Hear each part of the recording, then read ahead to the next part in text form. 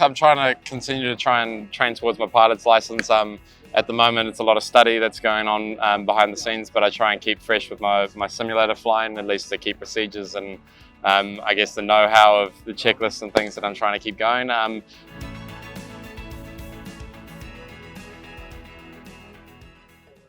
GP. Firstly, thanks for doing this conversation. There are a lot of things to talk about, but I'll try to keep this one brief, starting with just kind of summing up your return to the MLC and Washington Freedom. How do you feel?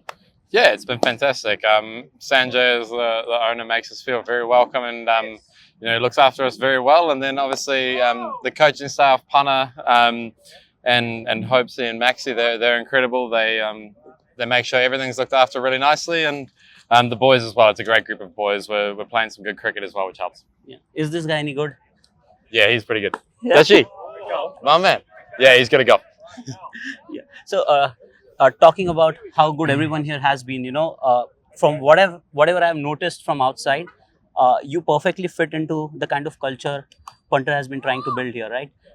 You give it your all. You always look out for your mates. So, do you think it has really helped us get some good performances out? Yeah, I think if you focus on those things about worrying about your friends and your mates as opposed to going internal and making it all about yourself, that definitely brings a good team culture. And we've got a group of guys that do that for each other. And I think that then builds a lot of trust going into games, so that when situations are a little bit tight or not necessarily going your way, the guys pull together and they make sure that they're doing it for their mates. So I think that sort of culture really puts you in good stead, especially in a T20 comp like this. Also, a competition like this, how do you look at how the domestic players have done for us this season? Oh, they've been amazing. Obviously, you look at the likes of Dutchy, who's pretty much taken wickets whenever he's come on to bowl. Andreas, who's just always been consistent with the bats. And then guys like a Miller as well coming in, even if it was just for one game, coming in, making an impact, playing really well. And obviously, that really makes things easy for the overseas boys as well. It takes pressure off us, not necessarily that it's on us per se, but obviously as an overseas professional, you're expected to come and perform. But when your locals play really well the way that they're doing, it takes a lot of pressure off. It makes it a lot easier just to do your job. Right. And on the field, all of us can see what's happening. But with a season like this, which is full of adversities, how much credit do you give to the backroom staff, the coaches who put in the effort to find the right balance of the team, and the work goes behind into every game? Yeah, behind the scenes, a lot goes on, probably more so than people realize. Trying to find balances of sides, trying to keep guys happy, trying to keep the communication key.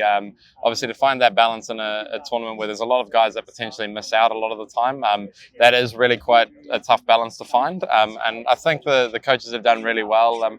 The way that the boys that haven't necessarily got to go on the field have been around the team as well has been fantastic. That we try and include them as much as possible in the efforts they put in at training and also in the games to keep everyone moving strong and also to keep the morale and the vibe up high has been fantastic. So obviously it's not just the playing group that makes it possible. It's everyone that goes around behind the scenes as well.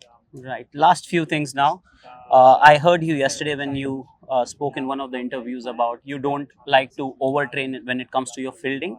But do you ever sit back and appreciate those catches which you have taken? Yeah, overtraining is an interesting one. Like I try and take as many basic catches as possible, so I overtrain the basics if possible. But obviously trying to overtrain the diving side of things is a little bit risky. So I do sometimes take a little moment and go back and appreciate the catches I've taken. It is really I don't know, it's a confidence booster to go and see things that you've done before and know that you can potentially do them again. But obviously it comes down to the basics being the main thing. 90% of the time you have to take a basic catch. So yeah, that's what I end up working on. And off the field, what are you like? What do you love to do apart from the thing I saw yesterday with the huge airplanes simulator? Wow, it just blew my mind. Yeah, obviously, I'm trying to continue to try and train towards my pilot's license. At the moment, it's a lot of study that's going on behind the scenes, but I try and keep fresh with my simulator flying, at least to keep procedures and I guess the know-how of the checklists and things that I'm trying to keep going. But then I do enjoy my paddle as well. A lot of the boys have been getting into golf, but paddle for me is sort of the current extramural sport, which I spend a lot of time doing that as well. So if I'm not flying, I'm playing paddle. And when I'm thinking about plane, I think flying seems to be in your DNA, right? Yeah, it seems to be the case. Yeah. Okay, last one. What's your feedback been about the entire tournament here? The fans been coming us. Maybe the numbers are not that big this year, but the television numbers seems quite promising. And the sport, if you look at in the USA, it's a long-term vision and it's has huge potential to grow. So how do you look at this tournament? Yeah, there's obviously been a lot of high-scoring games, which I think is always going to be good for spectator perspective, and I guess trying to grow the game. And then in Fort Lauderdale, obviously the games are a little bit trickier, and I think that also brings back the main cricket lovers who understand that the game is not just about hitting sixes, and there's a little bit more of a contest between bat and ball. So I think the MLC has produced pretty much everything that cricket could ask for. The facilities have been amazing wherever we've gone, and we've been looked after fantastically by the MLC crew, and I think it's definitely going to keep getting bigger and bigger as the years go on. Yeah, I wanted to end it at this question, but there's something which just popped into my mind about you putting in your best, not just in your batting, fielding, whatever you do, you give it your all. So just talk us through that attitude of yours, and it's been the same always. Yeah, it's always been the same.